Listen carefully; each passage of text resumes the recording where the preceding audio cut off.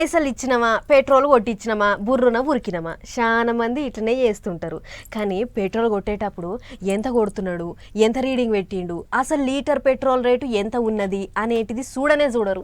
ఉత్తమ కస్టమర్లు ఇంత లాభర్వాతో ఉన్నారు కాబట్టే మీటర్ రీడింగ్లు మార్చుడు, షిప్పులు పెట్టుడు, మాటలల్లో పెట్టి తక్కువ పెట్రోల్ కొట్టుడు తీరొక్క ఉపాయాలు చేస్తుర్రు కొన్ని బంకుల కాడ. ఇక గీడ కూడా అట్లనే చేయాలని చూసిర్రు. కానీ కాకపోతే రైట్ గీ నూకపోయేటి కార్లను చూసి చెడిపోతే షెడ్డుకు నూక్కొచ్చేటి కార్లు గిట్టనో లేకుంటే తైలం అయిపోయి బంకు కాడికి నూక్కపోయేటి బండ్లు గిట్లనేమో అనుకునేరు.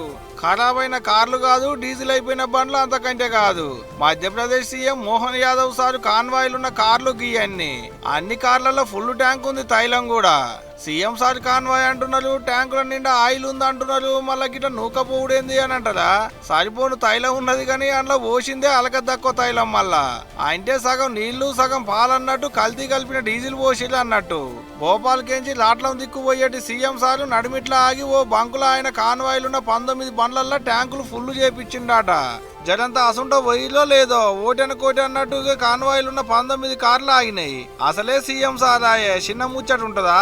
ఎమ్మట్లనే ఇంకొక కాన్వాయ్ తెప్పించిరు, సీఎం సార్ నన్ను లెక్కిచ్చిరు, తావుకు పంపించిరు. కానీ అసలు పంచాదంతా ఈయనే సురువైంది. కార్లన్నింటినీ గిట్ల మెకానిక్ తానికి నూకపోతే అలక తక్కువ డీజిల్ పోసిరు, అందుకనే ఆగినాయని చెప్పేటాళ్లకు బిత్తర పోయి తెల్ల మొగ వేసిలాట. ఇంకేముంది, అధికారులు రానే వచ్చే బంకును ముయ్యనే మూసే. అధికారికంగా అంత చెకింగ్లు చేసినాక దాని సంగతి ఏందో చెప్తారట. ఇక ఇప్పుడు గీ ముచ్చటంతా సోషల్ మీడియాలో తిరుగుతుండేటాళ్లకు సీఎం సార్ కార్లకే కల్తీ తైలం కొట్టిండంటే మామూలు పరిస్థితి ఏంది అనుకుంటా కామెంట్లు రాస్తున్నారు నెట్టన్నలు. మరి చూడాలే ఇక రేపుగా బంకును ఏం చేస్తారనేది. కానీ ఏ మాట కా మాటేనబ్బా, సీఎం సార్ కాన్వాయ్లనే అలక తక్కువ ఆయిల్ కొట్టిండంటే బంకు నడిపించేటోడో గుండెకల్లోడే ఉన్నాడు పో.